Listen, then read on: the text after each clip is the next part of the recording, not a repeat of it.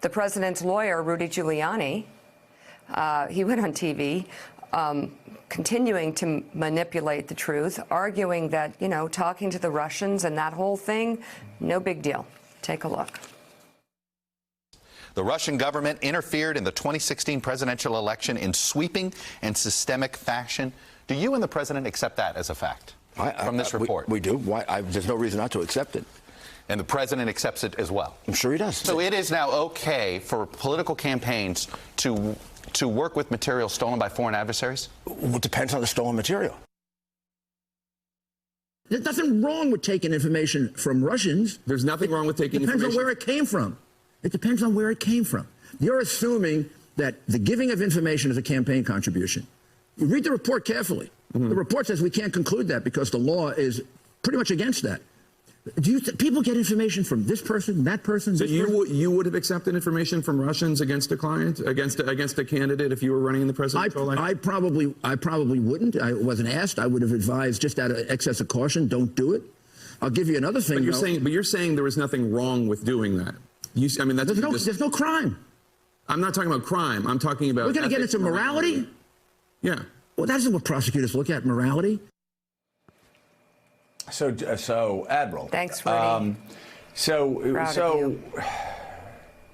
I could just ask you the straight question. What you think about one of the president's top advisors saying it's okay to get stolen material from Russia, the Russia hacking it, but this actually, for Republicans, this sets the precedent. They are now saying it's okay for Bernie Sanders, if Bernie Sanders decided to get stolen material and, you know, from China about Mike Pence, that would be okay if Donald Trump didn't run in 2020, or Elizabeth Warren getting stolen material from the Iranians who hacked all of Nikki Haley's phones and hacked all of Nikki Haley's campaign. It would be okay for the Democrats and Elizabeth Warren to get hacked material from the Iranians and use it in an election. This is bizarre, is it not? There is no justification for that. Is there? What national security concerns does this raise for you?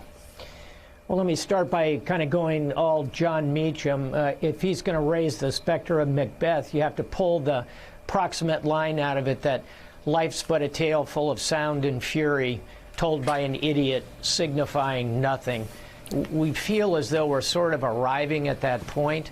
And here's the national security concern, Joe, is this idea that it's okay. And, you know, not everything has to rise to a level of criminal behavior before it starts to threaten our national security. Another way to put that is, if this is not against the law, we ought to pass a law to make sure that it doesn't happen, although we shouldn't have to do that. So the question is, what should we be doing in the wake of the Mueller report, in addition to the political questions that you unpackaged so well here? We ought to be doing reveal, which is showing the world what happened and how we were attacked in even more detail than it is in that report. Second, we ought to be reforming our defensive ability to push this back in the social networks, hardening our electoral system. And lastly, and most controversially, Joe, we ought to be thinking about retaliate. What are the sanctions we ought to place on Russia? Now that we've seen the full spectrum here, this is a striking moment of national security. We need to be doing all of those things if we're going to avoid a repeat of this going forward. And we found out even in Florida that the Russians were able to hack into some election in our home state. A supervisor of election reported some hacking in the swing state, vital state of Florida. Jonathan O'Meara, let's get to your reporting. First, of course, we do need to talk about the miracle that happens on Easter weekend, the Easter Rising of the Boston Red Sox. Not an Irish rising, but actually the Boston Red Sox swept the Rays this weekend. Yeah, Jesus no longer has a monopoly on Easter weekend comebacks, Joe. No, just stop that. Come on, man. It was three wins. It was 3 wins. It was a good start. They've got a long way to go, but they showed some fight. They also, a couple of ninth-inning rallies. It's a step in the right direction, that's for sure. Yeah, now to your reporting. What can you tell us about this president who is actually raging on Twitter, very angry behind the scenes, and yet has his staff members coming out telling everybody how happy he is. That's right. His attempt to label message, I'm happy, it doesn't really work. The president has been telling people, according to our reporting, at the end of last week and over the weekend at Mar-a-Lago, he's very upset at the depictions of the report. And in particular, he is upset at the aides, his aides, including Don McGahn, most notably Don McGahn, who cooperated with the Mueller report. And let's take a step back here. Who told the truth. That's right. Let's take a step back here. It's a shift in legal strategy that we saw from the White House legal advisors that has led to this moment. That initially, with Ty Cobb and John Dowd, the plan was cooperate with Mueller, do your interviews, turn over documents with the hope of wrapping this up quickly. When this was dragging on, let's remember, of course, Ty Cobb suggested it would be over by November 2017. He was off by about a year and a half. When it dragged on and the president realized sort of what a threat politically this was to him, they shifted gears. That's when we saw Giuliani come on. That's when they decided to not cooperate. They decided to stonewall. They went on the attack, both publicly, over on Twitter. We saw Giuliani time and time again act as a human smokescreen to try to distract, to throw things out there, to try to bring down Bob Mueller's approval ratings. And we also saw a real effort to keep the president from ever doing an in-person interview, which they knew, of course, would be very dangerous. So what we've seen here in the last 24 hours or so is a continuation of that sort of dichotomy. On one hand, the president still is furious at those who did cooperate with Mueller, even though they had permission, because he's afraid it makes it look bad. And even if there aren't criminal charges in the Mueller report, even though, of course, it raises the idea of obstruction, it paints a picture of a chaotic White House, of a White House where the president gives unethical, if not illegal orders, and White House aides ignore him. And we also see Giuliani yesterday on the Sunday shows, again, tossing out sort of, statements like it's okay to take information from the Russians, which, again, by the letter of the law in this report, it was not concluded to be criminal. But what sort of moral example does this give? This is the President of the United States and one of his top aides suggesting that not just a foreign power, but a foreign adversarial power that is an appropriate source to get campaign information. Again, what will Republicans say in the future if a Democratic candidate, let's say Kamala Harris, I'll use another candidate, Kamala Harris gets information from the Iranians who have hacked the phones and the campaign offices of Mike Pence, Mika? That is actually the precedent that they're setting up by saying it's okay to get stolen information from foreign adversaries. That's exactly what's being set up. It's obviously a dangerous step. But, you look at this report, and the reason the president's raging is because he is exposes him. He's been exposed. He's been exposed as a liar. He runs around screaming fake news, and a lot of his more stupid supporters like to repeat that fake news, especially as it pertains to this.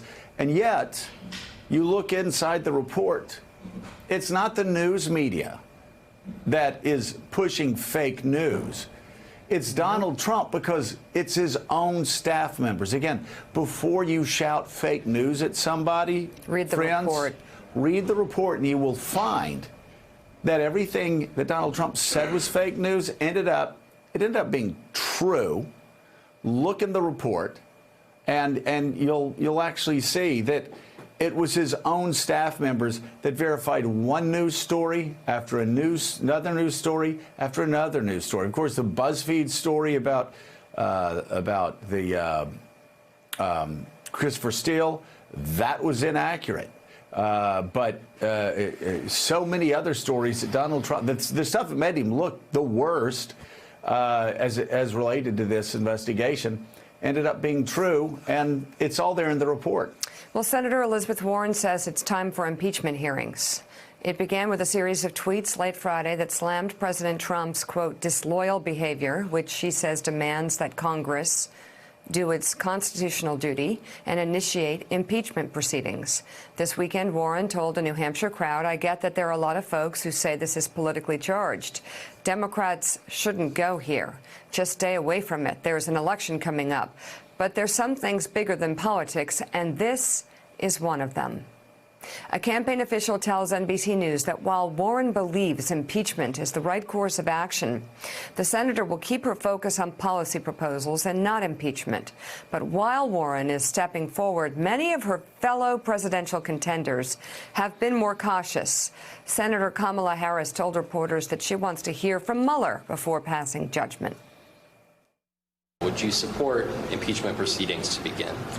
I believe that there is room for that conversation, but right now what I want Mueller to come before Congress to testify. There is no question that there is good reason to believe that there was an obstruction of justice by this president.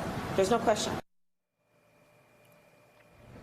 So, Adrienne Elrod, couple of things. Obviously it's hard to move forward as a Democrat right now with questions or concerns about impeachment pertaining to this report without looking political, obviously. Yep. Having said that, there is so much in this report that exposes this president and raises legitimate questions about his unfitness for office, about his cavalier behavior with the truth, about his lackeys, about his lawyer just getting up and leaving because he's not going to do crazy you-know-what. Yep. This president has a lot to answer for in this report.